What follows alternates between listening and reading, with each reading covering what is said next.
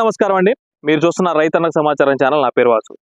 ఈ వీడియోలో వచ్చేసరికి మిరప తోటలు అనేటివి చాలా మంది రైతులు కూడా వేయడానికి సిద్ధమవుతా ఉన్నారు. నారులు అనేటివి దగ్గరికి వచ్చినాయి. అంటే మొదట ఎవరైతే వేసుకున్నారో వాళ్ళందరికీ కూడా నారులు దగ్గర 40 నుంచి 50 రోజుల మధ్యలో అయితే నారులు అయితే అవ్వడం జరిగింది. సో నర్సరీలో నారు కానీ, లేదంటే మనం సొంతంగా పెంచుకున్న నారు కానీ.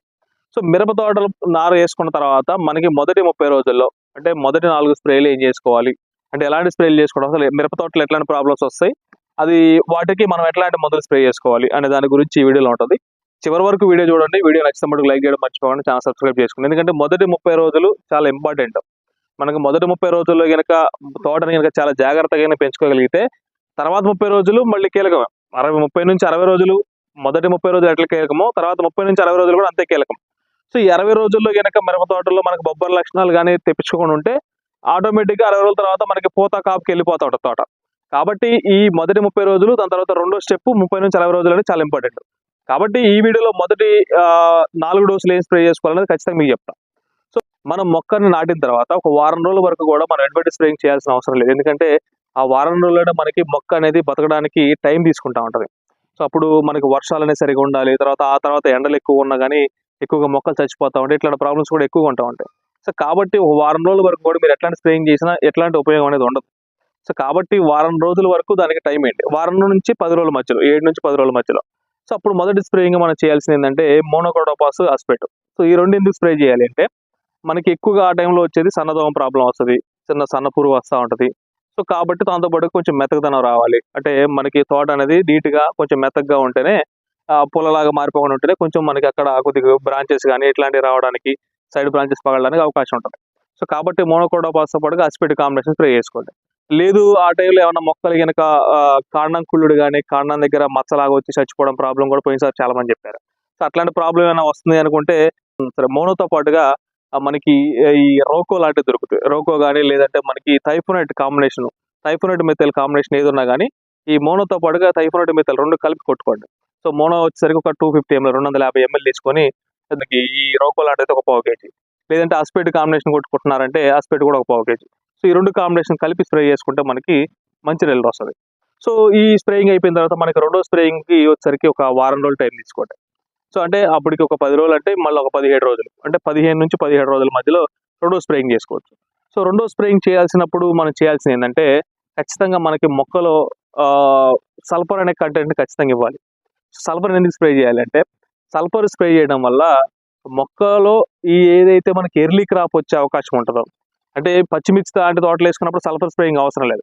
కానీ మనం ఏదైతే మనకి మిరప తోట, ఎర్ర మిరప కోసం, అంటే మనకి తేజాలు కానీ, లేదంటే మనకి ఈ నంబర్ 5, 3, 4 వాళ్ళు ఇట్లాంటివి వేసుకున్న వాళ్ళు ఈ టైంలో మనకి ఎర్లీ క్రాప్ వచ్చే అవకాశం ఉంటుంది. కాబట్టి ఎర్లీ క్రాప్ని మనం అదుపు చేసుకోవాలంటే ఖచ్చితంగా సల్ఫర్ కంటెంట్, అంటే మనకి సింజంటా కంపెనీ వాళ్ళకి థయోన్యూట్రియన్ దొరుకుతుంది. దాన్ని 80% ఉంటుంది సల్ఫర్. సో దాంతో పాటుగా మనం ఫస్ట్ మనకి నగాటా లేదంటే మనకి పాస్మేట్ ఉంటుంది. సో పాస్మేట్ అందులో వచ్చేసరికి మనకి ఇథియాన్ 50% ఉంటుంది.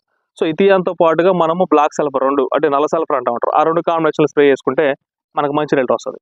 సో ఈ కాంబినేషన్ చేసుకునే ప్రయత్నం చేయండి. సో దాంతో పాటుగా మనకి ఈ తెల్లదోమ బాధి కొంచెం లైట్గా మనకి ఫంగిసైడ్ ప్రాబ్లమ్స్ ఇట్లాంటివి ఏమైనా ఉన్నా కూడా కంట్రోల్ అవుతుంది. సో ఈ కాంబినేషన్ అయిపోయిన తర్వాత మనకి నెక్స్ట్ స్ప్రేయింగ్ వచ్చేసరికి మూడో స్ప్రేయింగ్. సో మూడో స్ప్రేయింగ్ కూడా చాలా ఇంపార్టెంట్ మనకి. ఎందుకంటే మూడో స్ప్రేయింగ్ చేసిన తర్వాత డెఫినెట్గా మనకి బ్రాంచెస్ రావడం కోసం నెక్స్ట్ స్ప్రేయింగ్ ఒకటి ఉంటుంది. సో ఈ మూడో స్ప్రేయింగ్లో మనం చేయాల్సిందంటే ఎక్కువగా మనకి నల్లి అనేది అటాక్ అవుతూ ఉంటుంది. సో నల్లి అటాక్ అవుతూ ఉంటుంది, ప్లస్ మనకి దానికి వచ్చేసరికి ఇంకా దోమ కూడా అటాక్ జరుగుతూ ఉంటుంది. ఎందుకంటే అప్పటికే కొంచెం మొక్కలు అనేవి ఎదిగే దశలో ఉంటాయి కాబట్టి. సో ఆ టైంలో మనకి రీజెంట్ దేనికి పనిచేస్తుంది, పెప్రోల్ కాంబినేషన్ నల్లికి పనిచేస్తుంది. దాంతోపాటుగా నెక్స్ట్ వచ్చేసరికి దోమ కంట్రోల్ చేసుకోవడానికి మనం ప్రైడ్ ఉంటుంది, ఎస్టామా ప్రైడ్. సో రీజెంట్తో పాటు ఎస్టామా ప్రైడ్ తక్కువ డోసులు, అంటే చిన్న డోసులే కానీ అద్భుతమైన రిజల్ట్ వస్తూ ఉంటాయి. సో మనకి పెట్టుబడి అనేది చాలా వరకు కూడా తగ్గించుకుంటేనే మనం చేసుకోవాలి. ఎందుకంటే రేటు అనేది కూడా దృష్టిలో పెట్టుకోండి. ఎట్లా పడితే అట్లా ఎక్కువ ధరలు పెట్టి మనం డోసులు కొట్టాలి. పోయినసారి చిన్న టైంలోనే పెద్ద డోసులు స్ప్రే చేశారు. సో అట్లా కాకుండా కొంచెం తక్కువ డోసులు, తక్కువ ధరలో దొరికేటి, ఎక్కువ రిజల్ట్, ఎక్కువ పనివంతం చూపించేటువంటి మందులను మీరు కొట్టుకునే ప్రయత్నించండి. రీజెంట్ ప్లస్ ప్రైడ్ అంటే తక్కువ ధరలోనే అయిపోతుంది. రీజెంట్ ఒక 250 ml, దాంతోపాటు ప్రైడ్, ఎస్టామా ప్రైడ్ తీసుకొని స్ప్రే చేసుకునే ప్రయత్నం చేయండి. దాంతోపాటు కొంతమంది సూపర్ కాంప్లెక్స్ కూడా కొడతా ఉంటారు. సో ఆ విధంగానే మీరు కొట్టుకోవచ్చు. అట్లయినా కానీ మనకి దోమ కంట్రోల్ అయితే నల్లి కూడా కంట్రోల్ అవుతూ ఉంటుంది. సో ఒకవేళ ఈ టైంలో ఫంగిసైడ్ ఏమైనా ఉన్నా లేదంటే పురుగు ప్రాబ్లం ఉన్నా దానికి సంబంధించి కూడా స్ప్రే చేసుకోవచ్చు. అంటే మనకున్న ప్రాబ్లాన్ని బట్టి మనం చేసుకుంటాం కూడా బెటరే. మనం చెప్పిన దాన్ని బట్టి అని కాదు. సో ఉన్నదాన్ని బట్టి మనం జాగ్రత్తగా మన తోటను మొత్తాన్ని కూడా చూసుకుంటా ఉంటూ దాన్ని ఏదైనా చిన్న చిన్న ప్రాబ్లమ్స్ ఉంటే వాటిని కూడా సెట్ చేసుకుంటూ చేసుకోవడమే. వాస్తవంగా రెగ్యులర్గా వచ్చే ప్రాబ్లమ్స్ ఇవి ఉంటాయి. సో ఈ టైంలో మనకి అప్పటికి మనం ఆ స్ప్రే చేసిన తర్వాతకి ఒక వారంలో తర్వాత అంటే 25 నుంచి 30 రోజుల మధ్యలో మనకు మెయిన్ స్ప్రేయింగ్ ఇక్కడే చాలా చాలా జాగ్రత్తగా మంచి స్ప్రేయింగ్ చేసుకోవాలి. ఎందుకనంటే అప్పటి వరకు మొక్క అనేది ఒక మూరెడు పెరుగుద్ది. ఆ మూరెడు పెరిగిన మొక్కకి బ్రాంచెస్ రావాలంటే మనకి లాకులు రావాలి. సైడ్ కొమ్మలు పెరగాలి. సైడ్ కొమ్మలు పెరగకపోతే వేస్టే. మీరు ఎంతవరకు తోటని మీరు పెంచుకున్నా కానీ ఉపయోగం ఉండదు. ఎందుకంటే బాగా హైట్ పెరుగుద్ది, పుల్లలాగా పెరుగుద్ది. దానికి పెద్దగా ఎక్కువ కాయలనే కాయవు. బ్రాంచెస్ ఎక్కువ రావడం అనేది చాలా ఇంపార్టెంట్. సో కాబట్టి బ్రాంచెస్ రావాలి అనంటే ఈ టైంలో మనము బెనివియా స్ప్రే చేసుకోవాలి. సో బెనివియా స్ప్రే చేసే ముందు డెఫినెట్గా మీ తోటలో పై ముడత కానీ కింద ముడత కానీ లేకుండా చూసుకోవాలి. ఉండకుండా మనం ఆల్రెడీ 3 స్ప్రేయింగ్లు చెప్పాం. సో రీజెంట్ ప్రైడ్ కొట్టారు అంటే దోమ కంట్రోల్ అయితే నల్లిపోద్ది కాబట్టి పై ముడత కింద ముడత 2 కంట్రోల్ అవుతాయి. కాబట్టి బెనివియాని స్ప్రే చేసుకోండి. బెనివియా ఎంత స్ప్రే చేయాలి? ఒక 240 ml, ఎకరానికి 240 ml స్ప్రే చేసుకోవాలి బెనివియాని. సో ఈ బెనివియా స్ప్రే చేసేటప్పుడు కొంతమంది ఏం చేస్తారంటే పెగాయిస్ కలుపుతారు. సో పెగాయిస్ కలపడం అనేది వాస్తవం చేయొచ్చు. కానీ పెగాయిస్ కలపకుండా బెనివియా ఒకటే సింగిల్గా స్ప్రే చేసుకునే ప్రయత్నం చేయండి. దాన్ని చేసిన తర్వాత నెక్స్ట్ మళ్ళీ దోమ మందు ఖచ్చితంగా కొట్టుకోవచ్చు. ఎందుకంటే సింగిల్గా స్ప్రే చేస్తేనే చాలా మంచి రిజల్ట్ అనేది మనకు వచ్చే అవకాశం ఉంటుంది. సో కాబట్టి ఈ 4 రకాల స్ప్రేయింగ్స్ అని చాలా ఇంపార్టెంట్. చాలా మంది రైతులు కూడా నేను ఎంతగానో చెప్పినా లేకపోతే ఏ యూట్యూబర్ చెప్పినా కానీ బయో కొట్టాలని చాలా మంది ఉంటారు. అంటే ఒక బయో కొట్టాలి అన్న కాన్సెప్ట్లో కొంతమంది రైతులు ఉంటారు. అంటే వాస్తవంగా నేను బయో కొట్టమని నేను చెప్పట్లా. ఎందుకంటే తోటల్లో అవసరం లేని కాడ అవసరం ఉన్న కాడ ఈ ఆర్గానిక్ మందులనే బయోలను తీసుకొచ్చి కొట్టి మీ తోటలు నాశనం చేసుకోవద్దు. ఎందుకంటే మొదటి 30 రోజులు చాలా ఇంపార్టెంట్ మనకి తోట పెరగటం అనేది. ఈ బెనివియా కొట్టేంత వరకు కూడా ఈ టెక్నికల్ డోసులు తప్ప ఎటువంటి బయోల వైపు మీరు ఆలోచన చేయొద్దు. ఈ బయోలు అనేది నేను చెప్పకపోయినా రైతుల్లో కొంతమంది అది పోతారు తీసుకొచ్చి కొట్టుకుంటూనే ఉంటారు. వాస్తవం జరుగుతూనే ఉంటుంది. నేను చెప్పకుండా మీ అందరికీ తెలిసిన విషయం. వీడియో చూసే రైతులు కూడా చాలా మంది తెలిసే ఉంటుంది. సో కాబట్టి బెనివియా అనేది మస్ట్ అండ్ షుడ్ 30 రోజు మీరు తోటేసిన తర్వాత కొట్టుకోండి. అప్పుడు కొట్టుకున్న తర్వాత డెఫినెట్గా 30 రోజుల తర్వాత మీకు తోట అనేది మంచిగా గుమ్మటంగా బుట్టలాగా మంచి బ్రాంచెస్ తోటి అన్ని రకాలు కూడా 35 రోజుల తర్వాత మీకు కనిపిస్తూ ఉంటుంది అనమాట. సో ఈ విధమైన డోసులు స్ప్రే చేసుకోండి. దాంతోపాటుగా మళ్ళీ మీకు చివరి దిక్కులు ఏం వేసుకోవాలి, దాంతోపాటుగా మళ్ళీ మనకి తోట వేసిన తర్వాత 30 రోజులు అంటే మనకి 15 రోజులకు ఒకసారి మనం పాటలు చేస్తూ ఉంటాం. సో ఆ పాటలు వేసినప్పుడు ఎటువంటి కాంప్లెక్స్ ఎరువులు వేసుకోవాలి? కాంప్లెక్స్ ఎరువులు వేసుకుంటే మనకి మొక్కకి వేరియవస్థ పెరగడానికి కూడా మనం జాగ్రత్తలు తీసుకోవాలి. ఎందుకంటే పైన స్ప్రేయింగ్లు చేయడం ఎంత ఇంపార్టెంటో కింద వేరియవస్థను పెంచుకోవడం కూడా అంతే ఇంపార్టెంట్.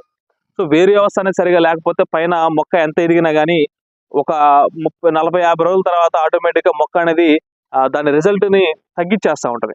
కాబట్టి కింద మనం నిలబడి ఉన్నాం అంటే ఎంత స్ట్రాంగ్గా నిలబడమంటే మన కాళ్ళు అనేవి అంత స్ట్రాంగ్ ఉండబట్టే మనం నిలబడగలుగుతున్నాం. సో ఇప్పుడు మన కాళ్ళే స్ట్రాంగ్ లేవనుకో రేపు పొద్దున మనం ఎంత హైట్ పెరిగినా ఏదో టైంలో కింద పడిపోవాల్సి వస్తాయి. కాబట్టి వేరియవస్థ పెరగడం చాలా ఇంపార్టెంట్. పోయినసారి మనం వేరుకుళ్ళుడికి సంబంధించి కూడా ఒక మందు ఇచ్చున్నాం. వేరుకుళ్ళుడు అంటే అది వేరుకుళ్ళు తగ్గడానికి పనిచేస్తుంది, ప్లస్ వేరియవస్థ పెంచడానికి కూడా పనిచేస్తుంది. సో అదే బ్లాక్ బస్ట్ అనే మందు. సో బ్లాక్ బస్ట్ అనే మందు చాలా మంది రైతులకి ఇచ్చాం.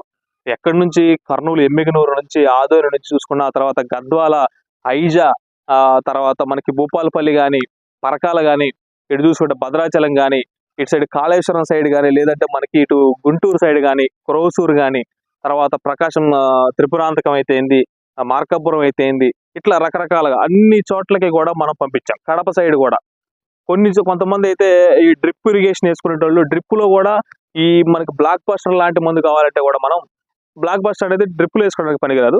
కానీ దానికి సంబంధించి మన దగ్గర వేరేది కూడా డ్రిప్లో వాడుకోవడానికి కూడా చాలా మంది మల్చింగ్ పేపర్ మీద వేస్తూ ఉంటారు. మల్చింగ్ పేపర్ మీద తీసుకోవాల్సిన జాగ్రత్తలు కూడా వీడియో ఉంటుంది. సో కాబట్టి ఈ రకమైన జాగ్రత్తలన్నీ మన వీడియో ద్వారా మన ఛానల్ ద్వారా చాలా వస్తూ ఉంటాయి. కాబట్టి ఖచ్చితంగా రైతులు సబ్స్క్రైబ్ చేసుకొని సపోర్ట్ చేస్తూ ఉండండి, ఫాలో అవుతూ ఉండండి. సో నేను చెప్పిన డోసులు కనుక మీకు నచ్చుంటే డెఫినెట్గా తోటి రైతులకు షేర్ చేసే ప్రయత్నం చేయండి. సో ఇది మొదటి 4 డోసులు. ఈ మొదటి 4 డోసుల్లో ఏ డోసు కూడా మీరు తప్పించే ప్రయత్నం చేయొద్దు. వేరే డోసుల వైపు వెళ్ళొద్దు. ప్రాబ్లాన్ని బట్టి స్ప్రే చేసుకోండి. వాస్తవంగా వచ్చే ప్రాబ్లం ఎందుకంటే ఫంగిసైడ్ ప్రాబ్లం చెప్పా, నల్లికి చెప్పా, దోమకి చెప్పా, గ్రోతింగ్కి చెప్పా, ఇంకేదైనా న్యూట్రిషన్ ప్రాబ్లం ఉంటే ఈ డోసుల్లో అగ్రోమిన్ మ్యాక్స్ కానీ అగ్రిప్రో కానీ కలుపుకోండి. నెక్స్ట్ ఇక 30 రోజుల తర్వాత నుంచి 60 రోజుల మధ్యలో ఎటువంటి స్ప్రేలు చేయాలి, ఆ 30 రోజులు అంటే చాలా ఇంపార్టెంట్. ఎటువంటి అవసరం లేని డోసులు కాకుండా రైతులకు అవసరమయ్యే విధంగానే తక్కువ పెట్టుబడులు అయ్యే విధంగానే మన ఛానల్ ద్వారా వీడియోస్ వస్తాయి. సో ఇది మొత్తానికి ఈ వీడియో. నమస్కారం.